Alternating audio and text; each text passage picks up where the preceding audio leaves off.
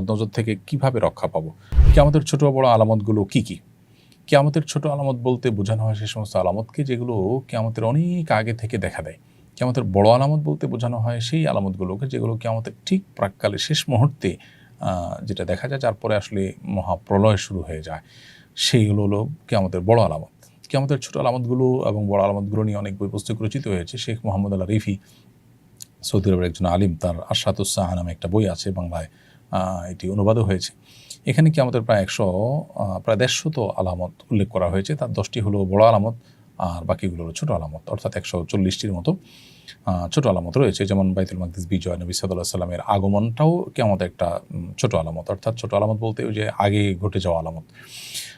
তারপরে আমওয়াসের মহামারী, সম্পদের প্রাচুর্য হওয়া, তারপরে ছোট লোক বড় লোক হয়ে যাওয়া, বড় লোক গরিব হয়ে যাওয়া, সাধারণ দিনহীন মানুষগুলোই সমাজের প্রভাবশালী ব্যক্তিতে পরিণত হওয়া, নবুয়তের দাবিদারদের আত্মপ্রকাশ হওয়া, হেজাজ অঞ্চল থেকে আগুন প্রকাশ পাওয়া, ইলম উঠে যাওয়া দুনিয়া থেকে, এবং ফকিহ কমে গিয়ে আপনার জ্ঞানী মানুষ কমে গিয়ে শুধুমাত্র আপনার গলাবাজ এবং আপনার এই টাইপের মানুষজন এর পরিমাণ বেড়ে যাওয়া, জেনা এবং সুদের প্রসার ঘটা, বাদ্যযন্ত্রের ব্যাপক প্রসার ঘটা, মদের ছড়াছড়ি হওয়া, রাখাল এবং এই সাধারণ শ্রেণীর মানুষেরা বড় বড় অট্টালিকার মালিক হওয়া, মায়ের সাথে আপনার চাকরানির মতো আচরণ করা, অথবা চাকরানির পেট থেকে হয়ে বা দাসীর পেট থেকে হয়ে দাসীর মালিক হয়ে যাওয়া, এগুলোকে হাদিসে কিয়ামতের ছোটো ছোটো আলামত হিসেবে উল্লেখ করা হয়েছে। এরকম বহু আলামত আরও আছে।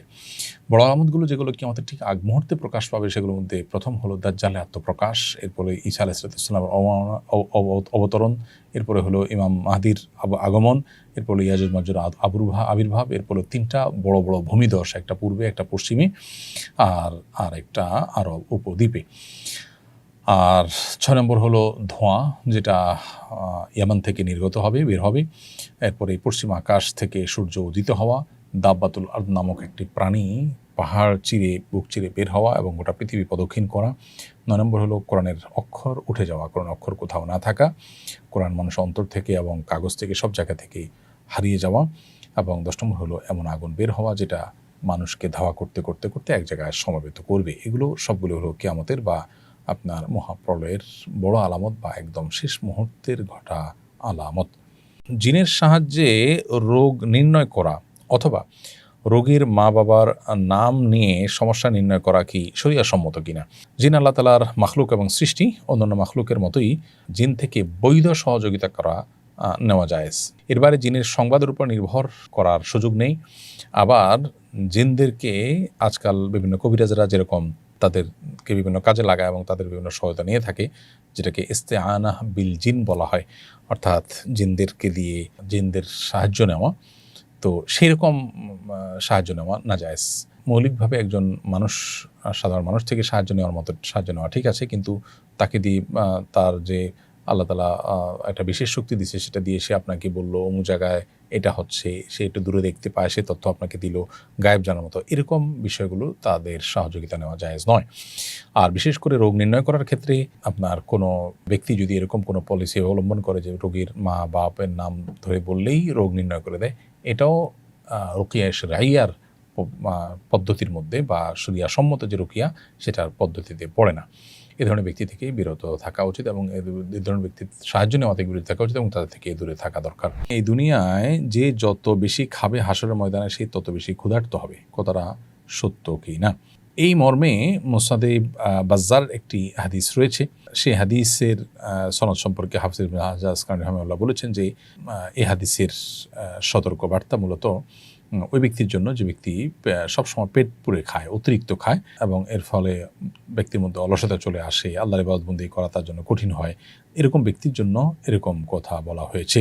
মাঝে মধ্যে বা কখনো কখনো পেট পুরে বা তৃপ্তি সহকারে খেলে সেটা মৌলিকভাবে নিষিদ্ধ কোনো বিষয় নেই। হাদিসের ভাষ্যটা হলো সালমান ফারসি রাদিয়াল্লাহু তাআলা থেকে বর্ণিত। তিনি বলেছেন, নবী করিম সাল্লাল্লাহু আলাইহি ওয়াসাল্লামকে আমি বলতে শুনেছি, ইন্না আকসারান নাসি শাবআন ফিদ দুনিয়া আতওয়ালাহুম জুআ। দুনিয়াতে যারা সবচেয়ে বেশি পেট পুরে খায়, পরিতৃপ্ত হয়ে খায়, তারা আতওয়ালাহুম জুআন ফিল আখিরাত, তারা আখিরাতে সবচেয়ে বেশি ক্ষুধার্ত থাকবে, সবচেয়ে দীর্ঘ সময় ক্ষুধার্ত থাকবে। তো এই ধরনের হাদিস আরও বিভিন্ন বর্ণনা রয়েছে এবং হাদিসটি হাসান পর্যায়ের। এবং এর আরও বিভিন্ন সবাহেদ তাদের সমপর্যায়ের আরও কয়েকটা বর্ণনা রয়েছে। মৌলিকভাবে হাদিসটি গ্রহণযোগ্যতার লেভেল পর্যন্ত যায়, তার মর্মন্তদের গ্রহণযোগ্যতার লেভেল পর্যন্ত যায়, কিন্তু এখানে উদ্দেশ্য হলো যারা সব সময় পেট পুরেই খায় এবং অতিরিক্ত পেট পুরে খাওয়া এটা মানুষের আলস্য ইত্যাদি আনার কারণেই মূলত হাদিসে উৎসাহিত করা হয়েছে। মৌলিকভাবে মাঝে মধ্যে পেট পুরে খাওয়া বা পরিপূর্ণ পেটে খাওয়া নিষিদ্ধ নয়, তবে পেট খালি রেখে খাওয়া এটাই হলো সুন্নাহ এবং নবী সাল্লাল্লাহু আলাইহি ওয়াসাল্লামের আদর্শ, এবং এটা আমাদের স্বাস্থ্যের জন্য অধিকতর উপযোগী। মানহা, আপনি আইডি থেকে লিখেছেন বদনজর থেকে কিভাবে রক্ষা পাবো? বদনজর থেকে রক্ষা পাওয়ার জন্য সাধারণত যে সমস্ত বিষয় বা যে সমস্ত বস্তুর প্রতি বদনজর লাগতে পারে, ছোট শিশু বা নিজের ভালো কিছু, সেগুলো যথাসম্ভব মানুষের সামনে প্রকাশ করে বেড়ানো থেকে বিরত থাকা, সোশ্যাল মিডিয়া ইত্যাদিতে খুব বেশি প্রচার প্রসার না করা, এবং যেখানে উপস্থাপন করলে বদনজরের মুখোমুখি হতে পারে সেটা থেকে অ্যাভয়েড করা দরকার। এক। দ্বিতীয়ত হলো, যদি কারোর বদনজর লেগে থাকতে পারে বলে মনে হয়, তাহলে তাকে অনুরোধ করে মাশাআল্লাহ তাবারাকাল্লাহ তাকে দিয়ে বলিয়ে নেওয়া, যাতে ইনশাআল্লাহ আশা করা যায় যে বদনজর থেকে রক্ষা পাবেন। এরপরে যদি কারো বদনজর লেগেই যায়, তাহলে সেক্ষেত্রে তার হাত এবং মুখ ধোয়া পানি কিংবা উজু করা পানি, এটা যে ব্যক্তি বা যে বস্তুর উপরে বদনজর লেগেছে তার উপরে ঢেলে দিলে বদনজর সাধারণত দূর হয়। এটি হাদিস দ্বারা বিশুদ্ধভাবে প্রমাণিত।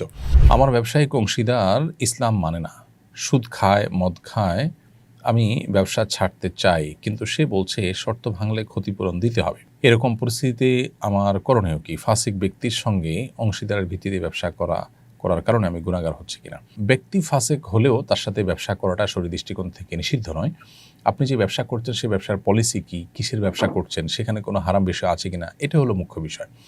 আপনার তার সাথে করা ব্যবসাটা যদি বেসিক্যালি বৈধ ব্যবসা হয়, বৈধ কোনো কাজ হয়, এবং সেখানে পলিসিগত কোনো বিষয় যদি শরিয়ার সাথে সাংঘর্ষিক কোনো বিষয় না হয়, তাহলে সেক্ষেত্রে তার সাথে ব্যবসা করাতে কোনো শরিয়ার দৃষ্টিকোণ থেকে আপনার জন্য গুনাহের বিষয় নয়, এবং এরকম ব্যবসা ভেঙে ফেলাও তার সাথে আপনার জন্য আবশ্যক নয়। আশরাফুল ইসলাম লিখেছেন, ইসলামী 40 বিধান কি? মৃত ব্যক্তির জন্য সওয়াবের প্রত্যাশায় খানাপিনার আয়োজন করা কি জায়েজ? মৃত ব্যক্তির তরফ থেকে তার রুহের মাগফিরাতের জন্য বা তার আমলনামায় সওয়াব যুক্ত করবার প্রয়োজনে ইসালে সওয়াবের উদ্দেশ্যে কোনো গরিব দুঃখী খাবার দেওয়াটা মৌলিকভাবে জায়েজ একটা কাজ। কিন্তু কারণ মৃত্যুর পর দিনক্ষণ ঠিক করে এততম দিনে মানুষ ডেকে খাওয়াতে হবে, এই বিষয়টি মূলত হিন্দুদের যে শ্রাদ্ধ আছে সেখান থেকে এসেছে। এটা মুসলমানদের কোনো কৃষ্টি বা কালচার নয়। দুর্ভাগ্যজনকভাবে এটি আমার দেশে নানাভাবে এস্টাবলিশড হয়ে আছে। এই ধরনের দিনক্ষণ ঠিক করে আপনার খাবারের আয়োজনটা বেদাতে পরিগণিত হবে। সাধারণত এমনি মৌলিকভাবে যে কোনো সময় গরিব দুঃখীকে আপনি খাবার বিতরণ করলেন বা টাকা পয়সা দান করলেন মৃত ব্যক্তির তরফ থেকে, সেটি জায়েজ আছে।